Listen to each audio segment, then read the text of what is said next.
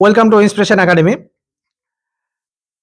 2024 সালে আমাদের এসএসসি জিডিতে যে কয়েকজন ছাত্র সাকসেসফুল হয়েছে, তো বিশেষ করে আমাদের রেসিডেন্সিয়াল যে দুজন সাকসেসফুল হয়েছিল তার ভিতরে একজনকে পেয়েছি, মিজানুর। আজকে তো মিজানুরের প্রথম জার্নি আমরা শুনবো, যে মিজানুর কতটা স্ট্রাগল করে যে মানে আজকে এই জায়গায় এসেছে সেটা আমরা জানি একমাত্র, যদিও বা ওর ফার্স্ট অ্যাটেম্প্ট, কিন্তু তার আগে ও কোন জায়গায় ছিল সেটা আমরা জানি, কিন্তু সেটা তোমাদের আমার মনে হয় প্রত্যেকটা যারা এখন অ্যাসপিরেন্ট আছে এসএসসি জিডি অ্যাসপিরেন্ট তাদের প্রত্যেকের জানা উচিত।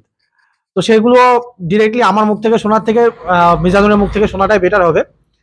তো মিজানুর, তোমার জার্নি সম্পর্কে একটু যদি বলো, সবার একটু ভালো হয়। তো আমি যখন মানে যখন শেষ করি, আমার স্কুল শেষ করার পর আর্মির জন্য প্রিপারেশন নিতাম। তো ওখান থেকে যখন আনফিট হই, তারপর মানে ডিফেন্সের জন্য যে ইচ্ছাটা পুরোটা মরে গেছিল, আর যাব না, মানে খুবই পছন্দ ছিল আর কি। তো তারপর যখন আমি কলেজে ভর্তি হই, তো তখন এই পাড়ার বন্ধুদের সাথে, পাড়ার ছেলেদের সাথে মিশতাম না। কলেজ মার্কেট ফার্ম এগুলো বসতাম, এখানে ওখানে ঠেক মারা, মানে যত রকমের খারাপ কাজ, যেমন আরো আছে খারাপ দিক, যেমন আইপিএল এ বেটিং করা, তো এক্সেট্রা এক্সেট্রা। তো এগুলো করে বেড়াতাম। তো তারপর কলেজ কমপ্লিট হওয়ার পর এভাবে চলতো, মানুষজন দেখতো। আর অ্যাকচুয়ালি ছেঁড়া প্যান্ট, বড় বড় চুল, এগুলো দেখলে মানুষ আর কি খারাপ চোখে দেখে আর কি, 420 বলতে গেলে যেটা আর কি। তো মানুষ মানে হয়তো সামনে বলতো না, বাট পেছনে অনেক কিছু বলতো, যে তোর ছেলে এরকম করে বেড়ায়, বাবা মাকে ধরে ধরে বলতো। তো একটা ছেলের মেন্টালি আলাদাভাবে মানে যেটা হয় আর কি। তো তারপর যাদের সাথে মানে মিশতামই না, যাদের সাথে মানে যাদেরকে ইগনোর করে চলতাম, তারা যথেষ্ট ভালো, আমার পাড়ার ছেলে যারা আছে, বন্ধু পাড়ার। তো তাদের সাথে বসি, তারা বোঝায় যে এরকম করে কোনো লাভ নেই, যে এটা খুবই খারাপ, জীবনে তো কিছু করতে হবে। তো আমার পাশে যে দুজন শ্রদ্ধেয় স্যার বসে আছে, তো এনাদের সংস্পর্শে আসি আমি।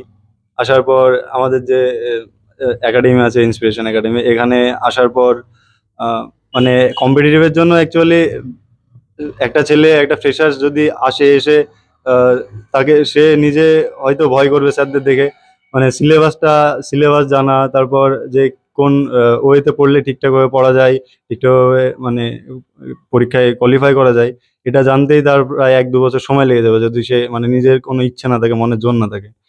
তো স্যাররা আমাকে সবকিছু বুঝিয়েছেন পুরো হাতে ধরে, মানে ভীষণই ফ্রেন্ডলি। তো তারপর আর কি পরীক্ষায় কোয়ালিফাই করি। আমার কিছু ডকুমেন্টে প্রবলেম ছিল। আমাদের শ্রদ্ধেয় মুস্তাফিজুর রহমান স্যার রয়েছেন, উনি মানে যথেষ্ট পরিমাণে হেল্প করেছেন, মানে বলাই যায় না, এত এত পরিমাণে হেল্প করেছেন। তারপর ডিএম অফিস থেকে শুরু করে যত কিছু প্রবলেম, আগে যাদের সঙ্গে ছিলাম, আমি নিজের মসজিদে সবকিছু করে বেড়াতাম, কিন্তু তারপরে বাবা মা যতই কিছু বলতো না, ঠিক আছে, এবার বাবা মায়ের চোখের দিকে, মুখের দিকে তাকিয়ে খারাপ লাগতো। তো এই পথে আসাই ওর জন্য আর কি। আর সঙ্গদোষ, আমার খারাপ দিকগুলো যখন আমি এখানে ওখানে ঠেক মেরে বেড়াতাম, আমার যে খারাপ ছিল, তো তখন সঙ্গদোষে অনেক কিছু তারা কেউ কেউ আমাকে ইউজও করেছে অনেক। এবার আমি তখন বুঝতাম না যে না, এটাই ভালো, এটাই ভালো। সবাইকে বিশ্বাস করা অ্যাকচুয়ালি একটা ছেলে হলে, বেকারত্বের জ্বালা, তারপর মানে মানুষ যে কিভাবে তাকে ইউজ করে, সে যতদিন পর্যন্ত না দেওয়ালে পিঠ ঠেকবে, সে বুঝতেই পারবে না। তো এটাই আমার বলার আর কি। আর আমার পাশে যে শ্রদ্ধেয় স্যার দুজন বসে আছেন, এনারা শুধু মানে ভালো ছাত্রই না, পাশাপাশি ভালো মানুষ তৈরির কারিগর, এটাই বলার। তো আমি ভীষণই হ্যাপি। স্যাররা যারা মানে আমার অ্যাকচুয়ালি এটা আমার ফার্স্ট অ্যাটেম্প্ট। তো ফার্স্ট অ্যাটেম্প্টে যদি আমি ওই জায়গা থেকে এসে এই জায়গায় আসতে পারি না, তো তোমরা পারবে, তোমরা সব পারবে, কোনো সমস্যা নেই। স্যারদের সাথ আর নিজের মনের জোর থাকলে সব পারো, তুমিই পারো, অন্য কেউ না। এটুকুই বলার আর কি। স্যার কিছু বলবেন? স্যার যাই হোক, মিজানুরের মুখেই তোমরা ওর ডিটেলস শুনলে। তো আর একটা বিষয় এখানে, যেমন মিজানুর বারবার একটা কথা বলছিল, সেটা হলো সঙ্গদোষ। আমরা সবসময় এই কথাটাই বলি যে টিন এজ এই এজটা হচ্ছে সব থেকে মারাত্মক মানে প্রতিটা স্টুডেন্ট লাইফেরই এই বছর মানে এই টিন এজটা সব থেকে ক্ষতিকর, মানে সব থেকে ক্ষতিকর বলা ভুল হবে। মানে এই মানে যে টিন এজটুকু থাকে এটা হচ্ছে প্রত্যেকটা মানুষের ভুল পথে যাওয়ার, আবার অনেকে যারা সঠিক পথে যাবে, মানে যদি সঙ্গদোষ যদি খারাপ পায় সে তো ভুল পথে যাবেই।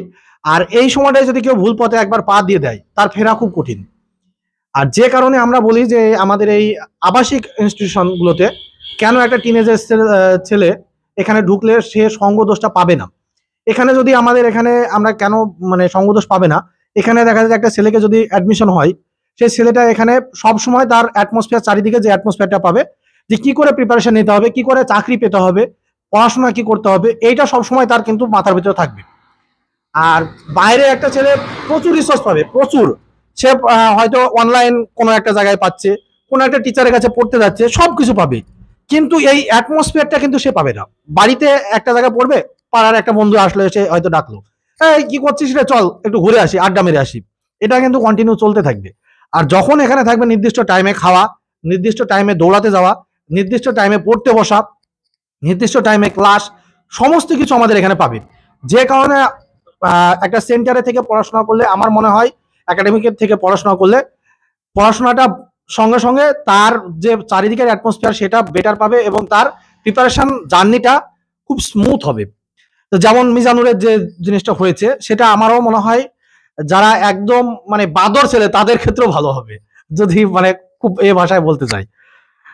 তো আমি বলবো যে যাদের আর্মি এবং এসএসসি জিডি টার্গেট, তারা কোনো রকম দেরি না করে আমাদের সঙ্গে যোগাযোগ করতে পারো। তাছাড়া আমাদের পাশে আরেকজন স্যার আছেন, জগদীশ, ও আছে সঙ্গে। আমাদের এখানে টোটাল একটা টিম আছে, ফিজিক্যাল রানার আছে, প্লাস আমাদের টোটাল যে সেন্টারের সমস্ত কিছু, আমাদের যে ম্যানেজিং মেম্বার গুলো আছে, সবাই আমরা একটা স্টুডেন্টকে পুরোপুরি গাইড করি প্রথম থেকে। তাই তোমাদেরকে বলবো, যারা, আবারও বলছি, যাদের এই মুহূর্তে সামনে এইচএস কমপ্লিট করবে, যাদের আর্মি রেজাল্ট থাকবে, তারা ইমিডিয়েটলি আর্মির জন্য অ্যাডমিশন হতে পারো আমাদের কাছে। কারণ আর্মি ফেব্রুয়ারি মাসে হয়তো নোটিফিকেশন দেবে, আর এপ্রিল মে মাস নাগাদ পরীক্ষা হবে। আর্মি এসএসসি জিডি অলরেডি তো দিয়ে দিয়েছে, নেক্সট ক্যালেন্ডার ইয়ারও পাবলিশ করে দিয়েছে। তো খুব সম্প্রতি তোমরা যাদের যাদের ইচ্ছে আছে আমাদের সঙ্গে যোগাযোগ করো। এই পর্যন্তই, নেক্সট ভিডিওতে আবার কখনো দেখা হবে। আমরা চাই মিজানুরের মতো প্রত্যেকে একজন সফল মানুষ হোক। Thank you.